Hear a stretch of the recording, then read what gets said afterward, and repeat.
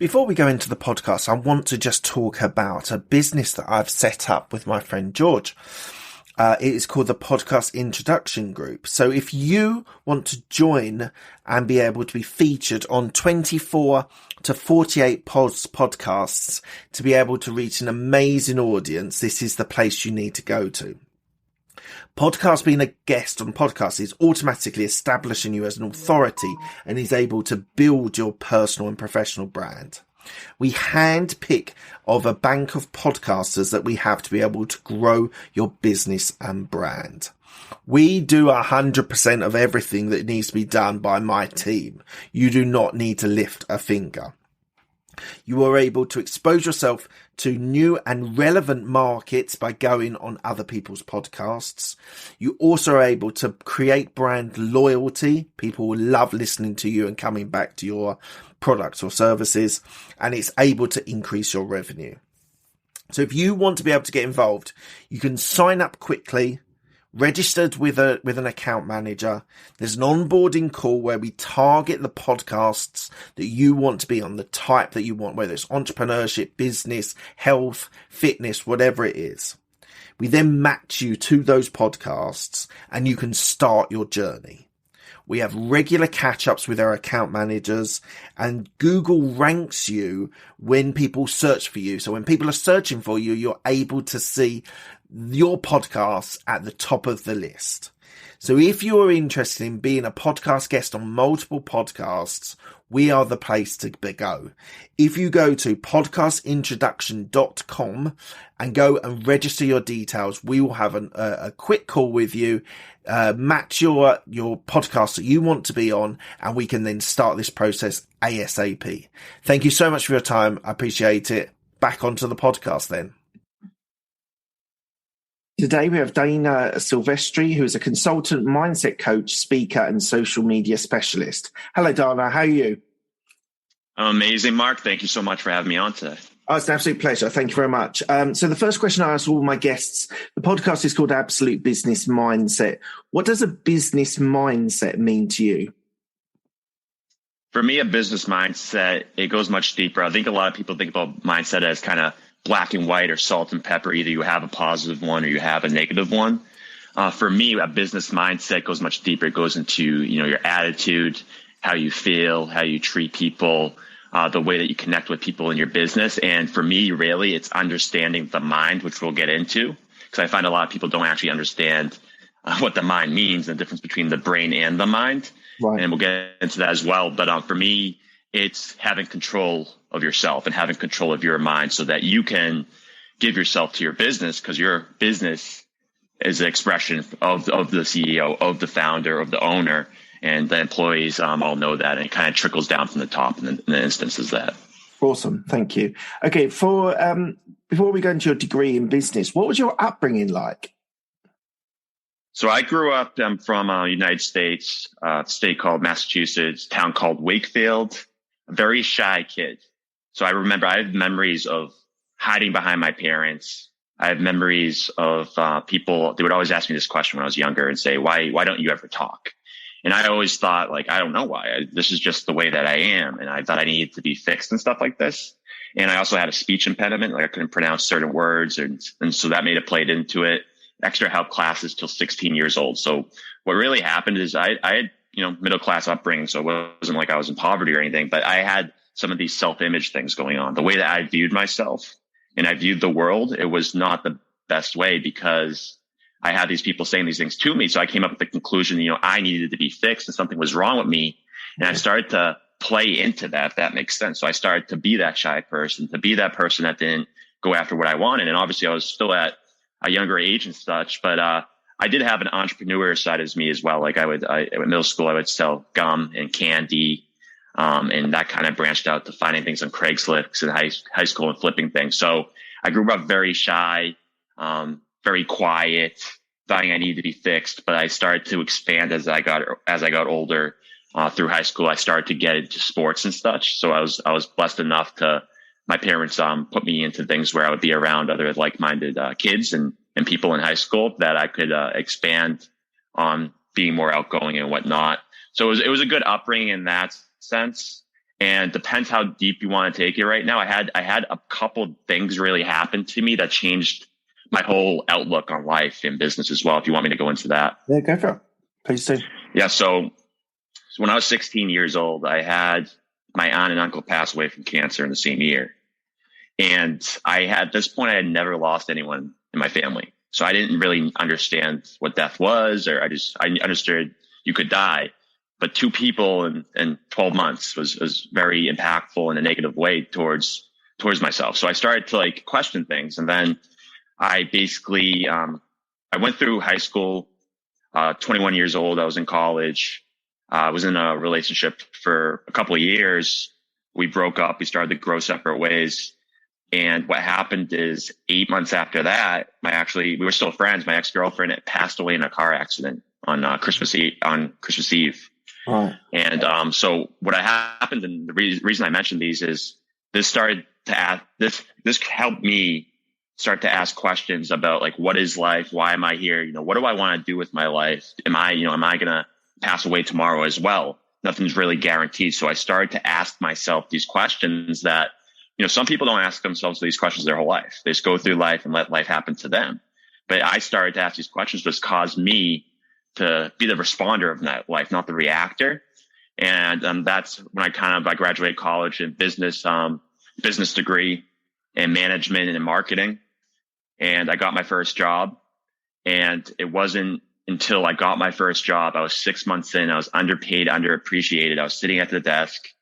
I saw how and I'm not saying every company does this, but I was saying this company was not treating us right. And my job was basically on the West Coast in America is to manage these other contractors called court reporters. And there's about 80 to 100 of them. You're managing by emails and calls. So I was doing 65, 70 hours a week, minimal paid. Department of Labor had to come in and investigate the company and cut me a check to not like take them to court.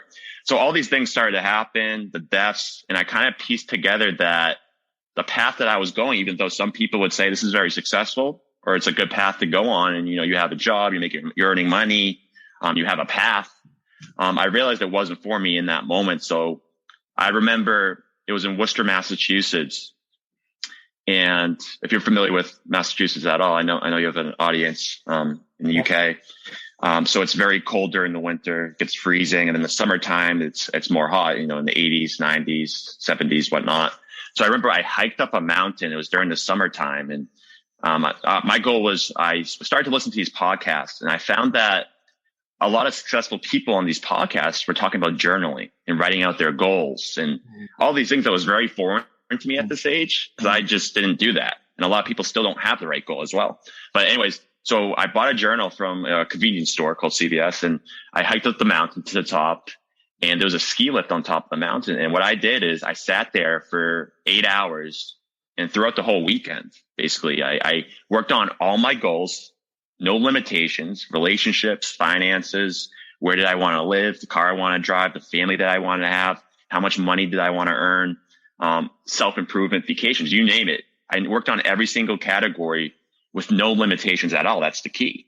And after I finished that, I compared it to my life now. And I said, me working for this company specifically, or any other company, I'm not even gonna end up being able to accomplish anything I just wrote down.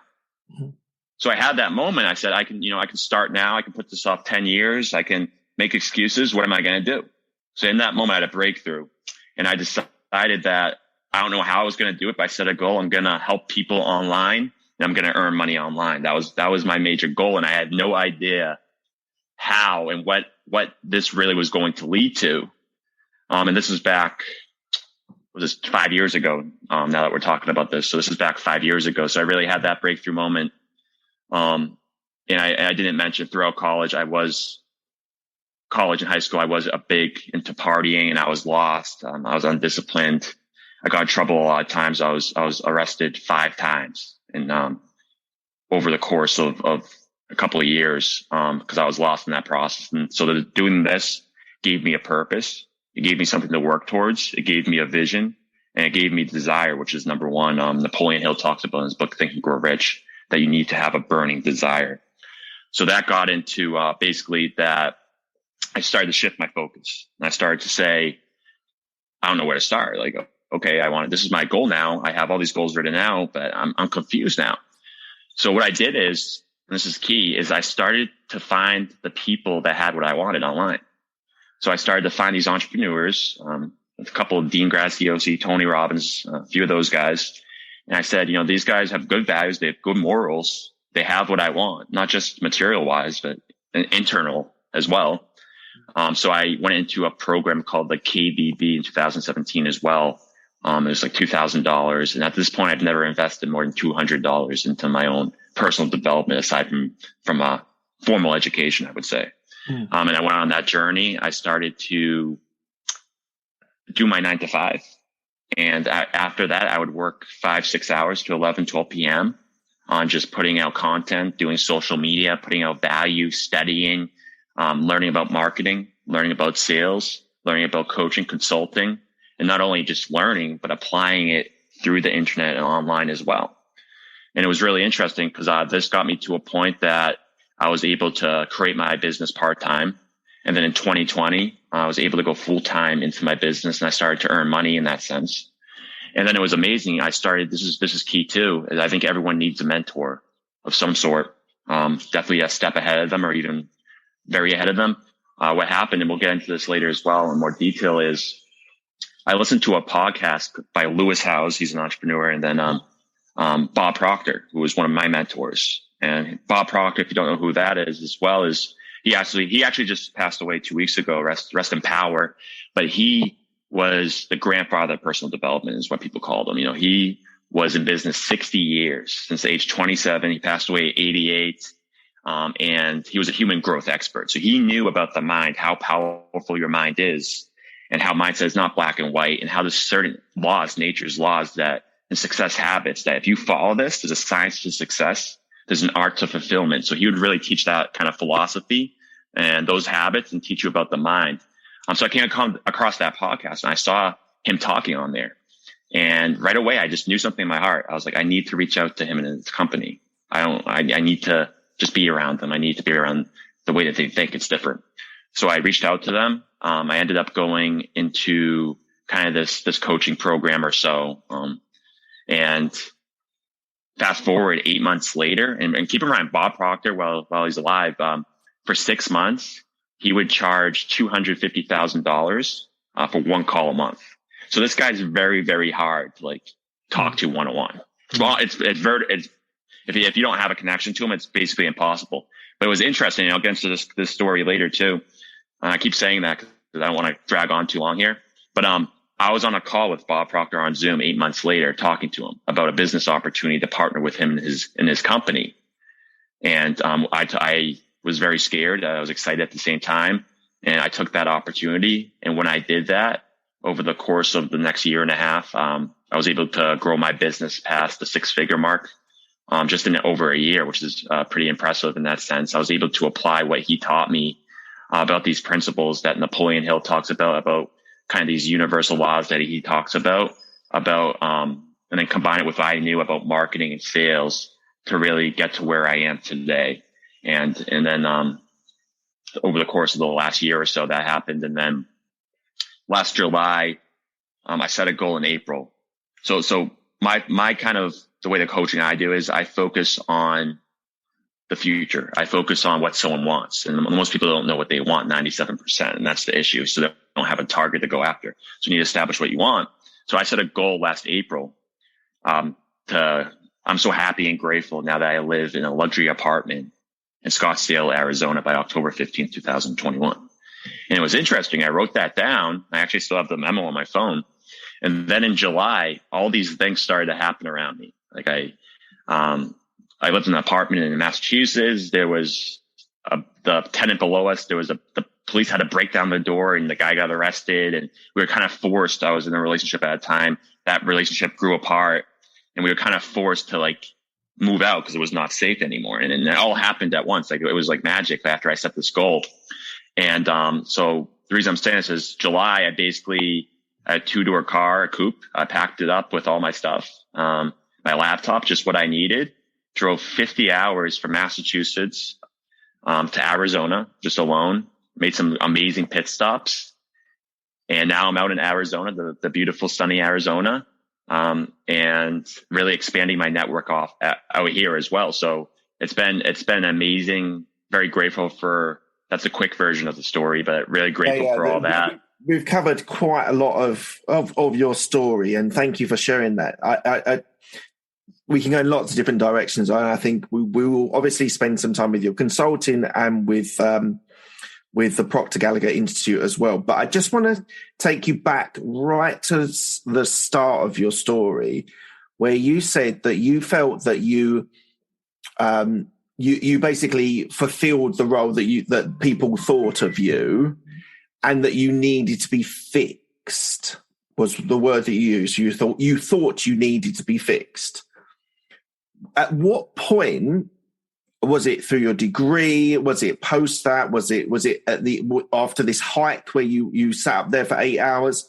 At what point do you feel that you either got fixed by a mentor, which I'm not sure it ever really happens, but got fixed, or you fixed yourself? At what point do you think that actually occurred? Yeah, so the term when I said I needed to be fixed was when I was younger and I had speech impediment and I was shy. And I created an identity around that, which wasn't even who I was at the core. Yeah. I mean, I still consider myself an introvert, but the shy person that was afraid to talk was created based on these experiences that I had around us. I mean, around me, that we have around us.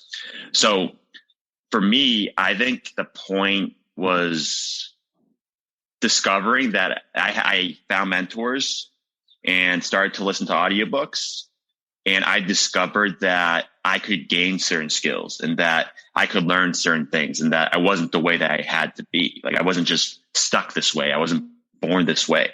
Right. And that's when everything changed. When that became a possibility, and then I sat down and I set those goals, right, and I had a target, then it made decision-making so much easier. It gave me that burning, I mean, it wasn't burning at first. It gave me that desire that turned into a burning desire to be where I am right now and still continuing on. But it was really a perception change, I would say. So it was a change in the way that I looked at myself, first off, and then it was a mindset thing. It was a mindset thing. Yes.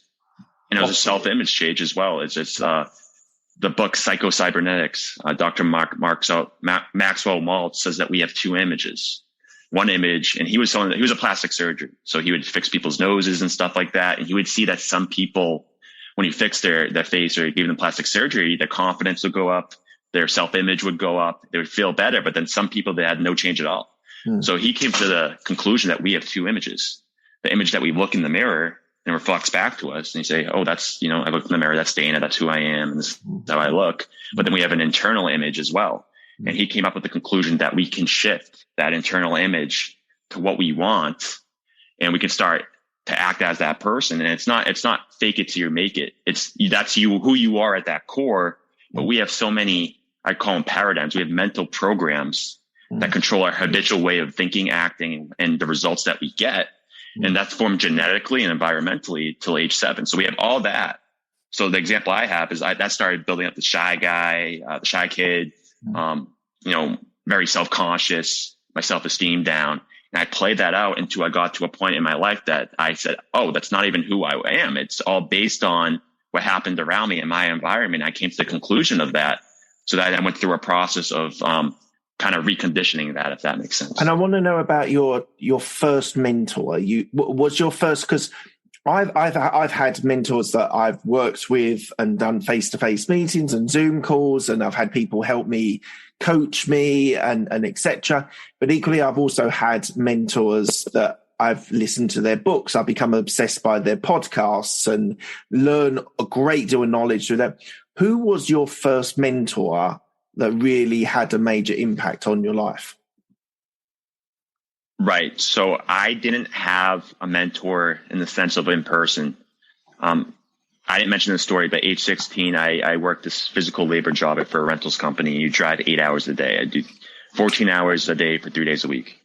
And I would literally listen to Audible. I would listen to podcasts on Audible. Yeah. And I would probably finish 4 books a week. So I fell very deep into Tony Robbins. I know that a lot of people say that. Dean Graziosi as well. So they were my two mentors, as in exposing me to a new way of thinking that I didn't even know was a reality. I didn't even know that was possible. Like the whole entrepreneur world versus the corporate is a whole different way of thinking. Yep. And the whole poverty mindset as well. And the wealth mindset is a whole different way of thinking. So they were like my first introductions, but I don't like to call them mentors. I feel like they were, but I feel like it's a deeper relationship. So my main first one was Bob Proctor and his company. When I actually sat down and they actually took time with me to discuss and help me change the way that I was thinking and help me gain more awareness in this process. And again, but to answer your question, it came through, I think you can find mentors through books, through podcasts, through YouTube. In the age of information, ignorance is a choice, not knowing is a choice. But my main mentor, and I'll always say that, was Bob Proctor. Been studying his stuff for the last 3 years, 1 to 2 hours a day. Well, we'll come on to Bob Proctor after this next question. So what actually was the road trip, the driving 50 hours, what was the driving force to move from Massachusetts to Arizona? We'll be back after a quick break. Hi, I'm Alex, the host of X Health Show, Meet the Future of Healthcare. Think X-Men, that's X Health, actual superheroes behind programming living cells to cure cancer once and for all. Tech that detects preterm delivery in seconds, brain-computer interface, or apps that employ AI to match you, your disease, with the best treatment. X Health Show brings to you visionaries who push the boundaries of healthcare from Switzerland, the heart of Europe, and the most innovative country in the world. Let me introduce you to their startups. Head to X Health Show, Meet the Future of Healthcare. Happy to greet you there. So something that Bob's taught me is that we have mental faculties that most people don't know about. And what do I mean by this? It's a part of our mind. We have our conscious mind, we have a subconscious mind, and we have our body. So if you can imagine, it's a line across my head. Up here's the conscious mind, here's the subconscious mind, and we obviously have the body. Okay, the conscious mind's the thinking mind, it's the educated mind. It's where our senses are. We can heat, we can smell, taste, touch, feel things and whatnot. It's also where we have these intellectual faculties, these mental faculties, the memory, perception, will, reason, imagination, and intuition. And what most people don't understand is we can use these in a way that we can actually create what we want to create in our life. And what I mean by that is, if you look at any creature, any animal on Earth, they're perfect in their environment. So like if you look out, there's a squirrel. I don't know if they have them in the UK, but we have a lot over here in Massachusetts, especially, is a squirrel or some type of animal outside. They're always just operating perfect in their environment. But the thing is, humans, we don't operate that way. And the reason is that we can use our memory. You can go back to the past. We can use our imagination, go into the future, focus on our goal. We can use our perception, shift the way that we think look at a problem or a question. We can use our will to focus on something. We can use our intuition to use that gut feeling to guide us as well. So we have these certain, and then the last one, reason. Reason is the ability to think. It's the highest capability we have as humans. So when we use these mental faculties, it gives us the ability to make choices, which in turn gives us the ability to change our results in our life. And the issue is, so many people don't even know about these and they don't know how to use them. So the mind is using them instead of them using the mind, if that makes sense. So you set up your consulting business, and so just correct me on the order of things. You set up your consulting business. You then went and started working for PGI, Proctor Gallagher Institute. Were they simultaneous, or were they were slightly different times? And tell me a little bit about your consulting business as well. Right. So I set up my coaching business before the consulting. So I set up my coaching while I was in my 9-to-5 role. So it was doing it on after work, on the weekends, sacrificed all going out, and had to decide who I wanted to spend my time with and stuff like that. So I had that set up. And then once I went full time into that, I met Bob Proctor and Proctor Gallagher Institute. And I don't work for them. We have a partnership. So I still have my own business. But what I do is I am able to use some of their materials. So Bob has 60 years of experience, proven helping millions of people. So I'm able to use his materials with my coaching. And then as I went through the years, I learned more about the business side of things. Then I had the consulting set up, the marketing, the sales strategies, the content creation. So it's been a little process. But first was when I had my job, the 9 to 5, I had the coaching, went to the partnership with Bob, and in that process set up the consulting as well.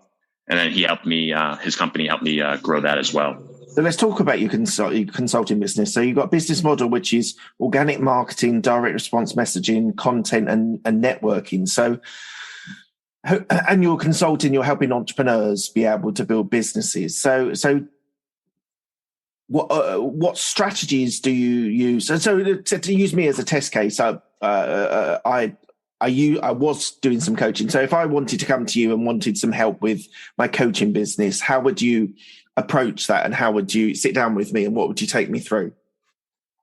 Right. And would you be someone that's just starting, or someone that's experienced in the industry? No, I was doing it for about 2 years after 14 years of corporate as a manager there. So I've got experience of managing people, and I want to get underneath the bonnet of how you approach the difference between sales and marketing, the difference between coaching, the difference between helping entrepreneurs build businesses. How do you go through your process? Right. So what I find is so many people have knowledge. They have a lot of skill sets. They know what they have to do. They know the outcome they want to get, but still they're not doing the things they know how to do to get the results they want to get. So the big question is why? Like, why do we keep looking for another degree? Why do we keep looking for another YouTube video? Why do we keep reading another book? So what I do is I help people take the knowledge, the skill sets that they have, and I do it through a process called a paradigm shift. And it's very deep in the sense that the paradigm is a mental program that controls your habitual way of thinking, like I mentioned before, and that's 95%. So what I find is a lot of people looking. The paradigm shift is a Tony Robbins thing, isn't it? No, that's Bob Proctor. It's Bob Proctor. Okay, fair enough. Bob Proctor is the expert, or he was the main expert on the paradigm shift. Okay, fair enough.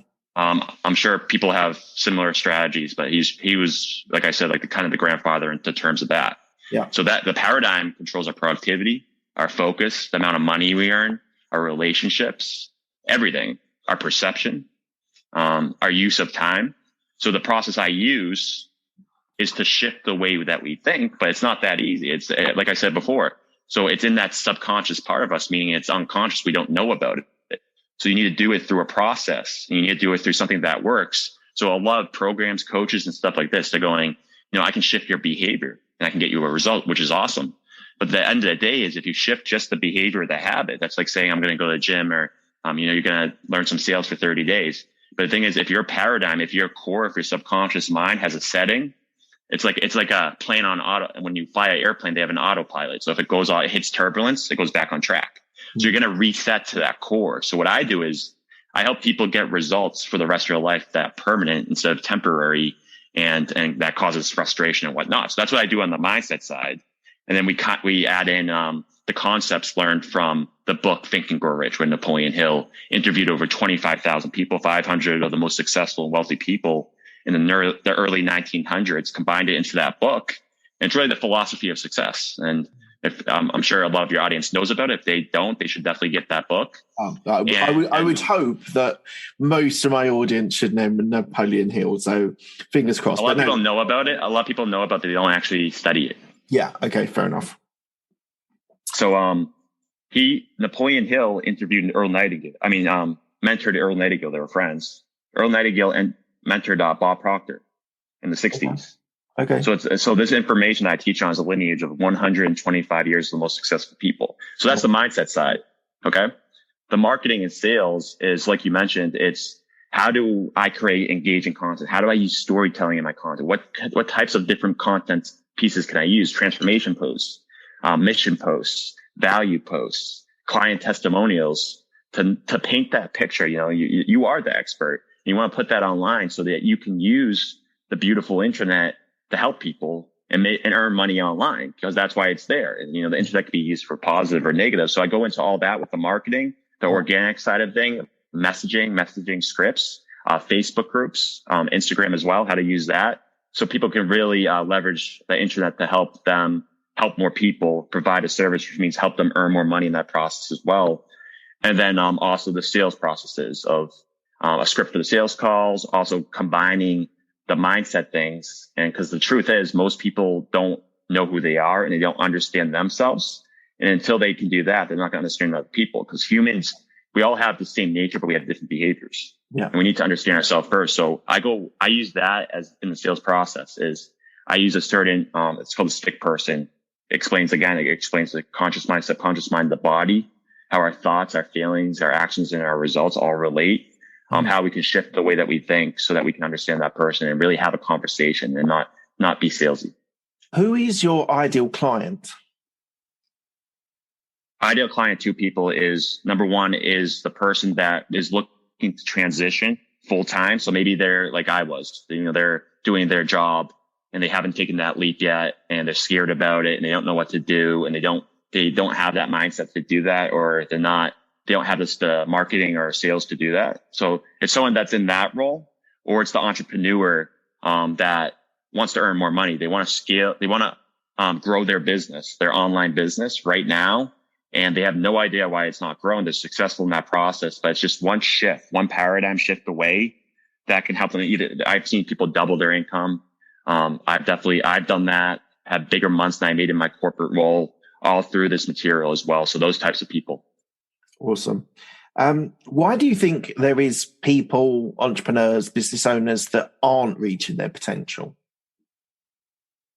I believe it's 95% mindset, 5% strategy.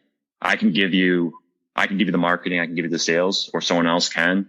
And most of the times it's going to help you grow. Like obviously one may be a better fit or not, but I can give anyone any strategy. And if they apply it, it will work. It's like a diet. You can give anyone, there's like 40 different diets, right? And everyone's trying to pick the right one. But the issue is they're not staying consistent with it. So the shift is in the mind. The shift is in that 95% because it's being controlled and it's conditioned into you at a young age. So once you shift that, the results are going to change. And a big thing is this, the type of work I do is it's not looking at your circumstances. It's not looking at your environment. It's not looking at what's outside of you. It's going on the inside, changing your inside, changing your core so the outside changes. It's a little different from 95% of people. 97% of people don't operate that way. And then secondly, it's creating a vision. It's creating a future, your future self, you could call it. How would I walk? How would I act? What would I be doing on a daily basis? What would that feel like? Who would I be around? So it's working from a higher potential, like a goal up here, down, when most people they're thinking about what they have done before and what they think they can do. So they're working from a lower potential up. So my whole thing is work from the inside out. Most people are operating from the outside in. You're working from a higher potential down instead of a low potential up. So in this way, you can have huge, huge, huge results. I'm not saying you can't be successful the other way, but I'm saying, in the sake of time, it's more efficient. Awesome. Thank you. How do you help people that have self-limiting beliefs? So they believe that there's a ceiling for their development, whatever that is, whether that's as an entrepreneur or as someone in a corporate career. How do you overcome those self-limiting beliefs? Well, your beliefs are based on your evaluation of something. So frequently, if you reevaluate the situation, your beliefs will change. So you need to evaluate yourself. The issue is a lot of people can set a goal, right? They want to know where they're going, but they don't even know where they are. You need to know where you are now, and not just business goals wise. Internally, you got to be real with yourself. You got to evaluate yourself. You got to ask the right questions, find out where you are, then also know where you want to go, obviously. And then from that process on, you can start to change those beliefs. And how do you change the belief directly? You change the paradigm. So the paradigm, the 95%, the subconscious mind, the self-image, all the same thing, control the body. So the body is an instrument of the mind. Whatever you put in the mind, the body's going to react. So most people are letting their bodies control their mind. So what you want to do is you can use time-spaced repetition. You can use images, emotions to change the paradigm as well. And you can use emotional impact. So the more that something I was taught was I would blow through books. I would just keep reading books. My mentor taught me to read the same page or the same chapter until, 30 days in a row until I knew it from the bottom of my heart, because that's how you get into the subconscious mind. Another thing that I do is, I'm big into like vision boards, or, I actually have like a vision board video that I watch every day. And once you feel the emotion to it, your nervous system is going to link that up with that future. So you're going to build that burning desire. And then once you build that burning desire on a conscious level, you're saying, oh, I want to earn this amount of money a month, or I want to grow my business to this point. On a subconscious level, you're saying the same thing. I want to earn this amount of money. I want to grow my business. And then if that's aligned, your body is going to be in a positive state. It's going to want you to take action. It's going to make you say, oh, I should go to networking things. I should go to speaking things. I should do podcasts. I should put out content. And if you do that enough times, then your results will change, and then your beliefs will change. But it's a process. I do believe change can happen instantaneously. I've seen it, but I think most of the time it is a process, because you got to think about this as well, as that our beliefs have been established over our whole lifetime. So I think having compassion in that process too, and just working with it on a daily basis through repetition. Right. And you mentioned a little bit earlier on about the role of journaling was to sort of put everything down, all your thoughts. Do you still journal? Is it still an important part of your life? It's very important. I've moved it. I used to do it years ago. I used to do it in the morning, then I do it in the afternoon. I do that at night. So I think the people that are thinking about it or do it, I don't think there's a set time when to do it. But for me, the importance of journaling is when you write something down, you think. So writing causes thinking. Thinking stirs an emotion. The emotion causes a feeling in your body, right? You get a certain state, you start to think a little bit, which leads to the action, and then it changes your results. So the issue here is, and again, this is what I was taught, is Earl Nightingale said if most people said what they were thinking, they'd be speechless, meaning that most people don't think, right? And the reason we say this is that 95%, that paradigm, it's operating. So it's like you wake up in the morning, you tie your shoes, you brush your teeth, you don't think about it. You're just operating with it. So how can we take these success habits? How can we take who you need to be to reach that goal of the future and make that part of that 95%? That's the key to it. And that's really what it's all about. Fantastic. So what's the plan for the next 2 to 5 years? Truthfully, I can't even plan my life a month out, because it's changing so rapidly. But I'm speaking on stages. I just started doing that more in Phoenix. So more speaking on stages, traveling around, retreats. I want to be hosting retreats, personal development retreats combined with business. So really like high ticket kind of experiences. That's what it's about. I think life's about experiences. And like I mentioned before, you can shift your paradigm with emotional impact. So you can do that through an experience. Most of the time it's negative. So retreats, experiences, launching my own podcast, like you have, when the time's right. And other than that, I have to say, like, with this material and the type of work I do, my life's changing so rapidly that I seek out fear. I think that's what, like, a lot of successful people do, is you'll find what scares you. You'll go after it. So that's it. I can't go that far out, but that's the plan for this year and next year, is the retreats, the speaking, and just putting out more value than ever.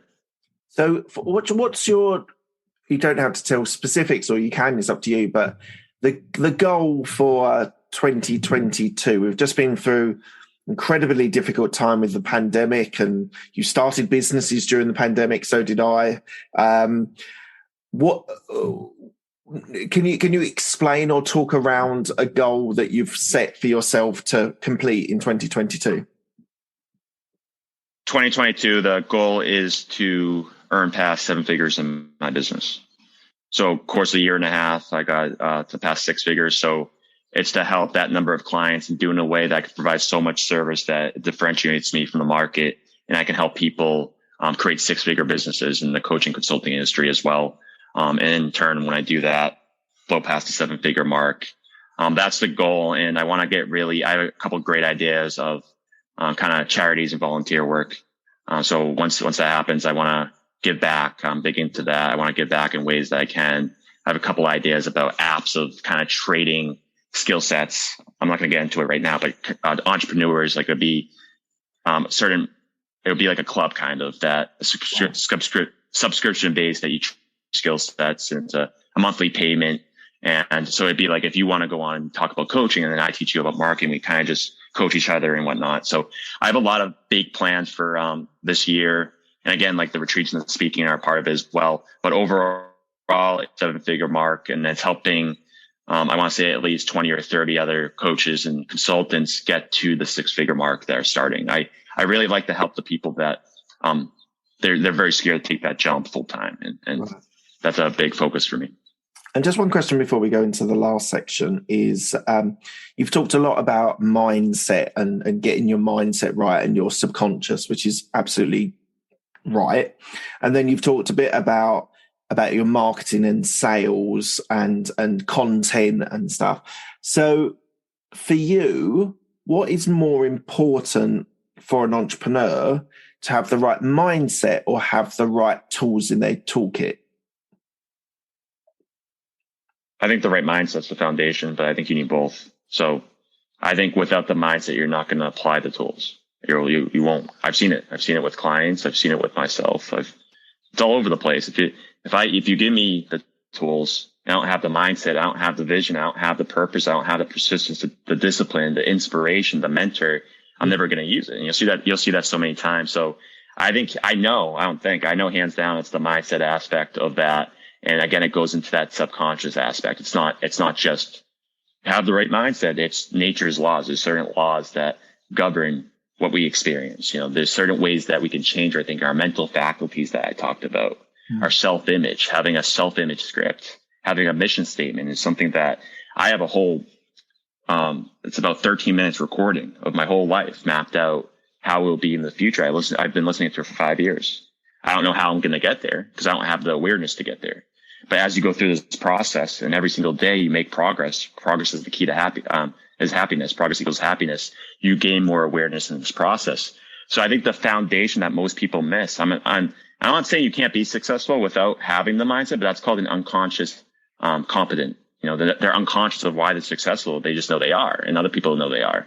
So it's the mindset, number one, and then the tools come after, but you can't have one without the other. I think you need both. Thank you. Okay, we're coming to the end of the interview. I asked the same 6 questions to all of my guests. They're quick-fire questions. They don't need a quick-fire answer.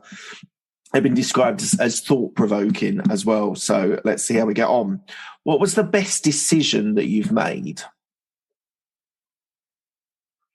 So many just popped into my mind. Mm-hmm. 2 of them, to make that decision to go full-time into business with. I started off not having any experience, no knowledge, no idea what I was doing. And that's why I found the people that knew what they were doing so they could teach me. So that was number 1, was going into that entrepreneurship, in a life of freedom in that sense.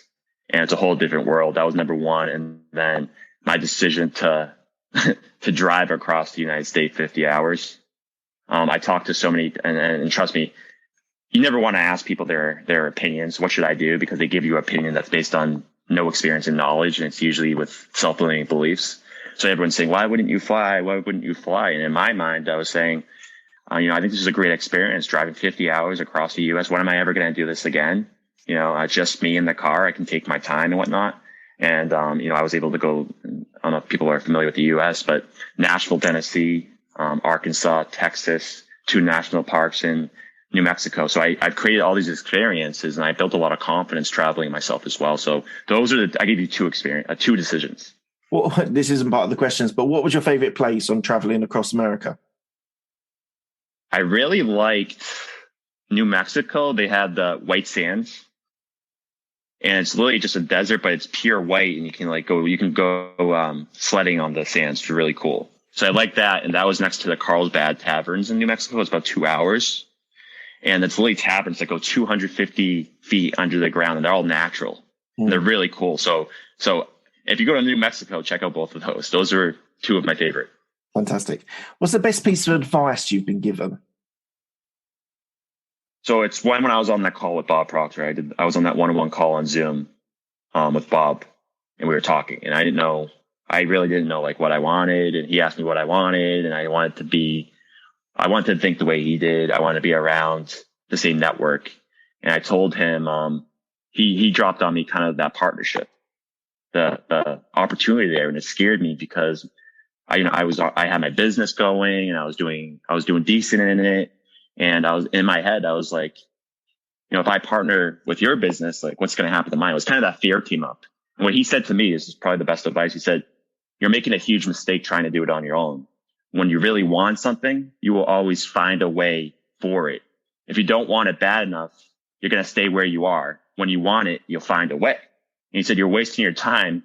Straight up, he said this. You're wasting your time building your coaching business on your own. You should come do it with us for a few years. Learn for us. We've been doing it for 60 years.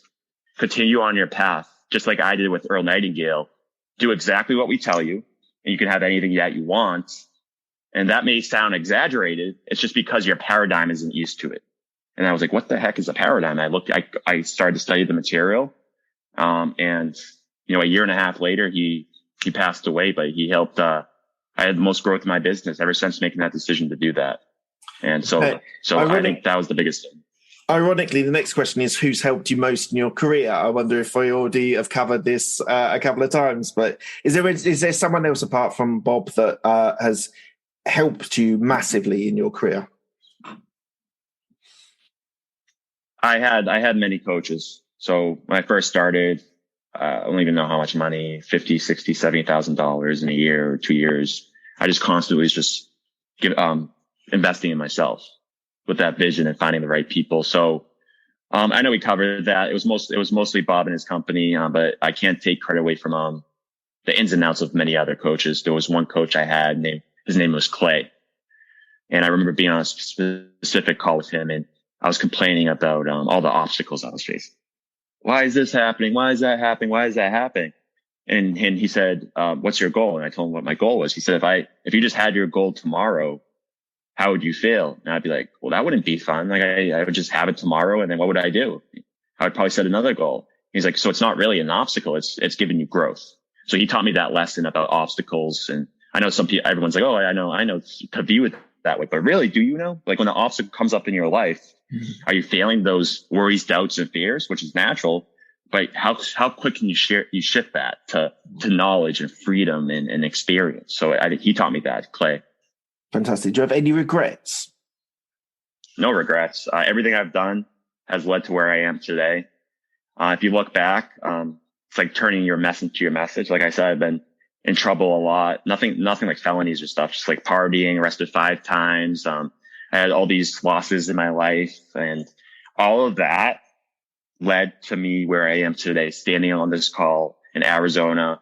Was a 6-figure business starting from nothing. So I don't have any regrets. I don't think I like to live my life that way. The way that just to add to that quickly, the way that I like to live is I picture myself, 85 years old. I'm sitting at my chair and I'm looking back on my life now. So when I have to make a decision now, 28 years old, I'll look back and I'll say, at 85 years old, the Dana at 85 years old, if I look back right now, would I do this? Would I regret this? The answer is yes, I would regret this, and I always do it. So that's kind of my approach. Okay. What are you most proud of?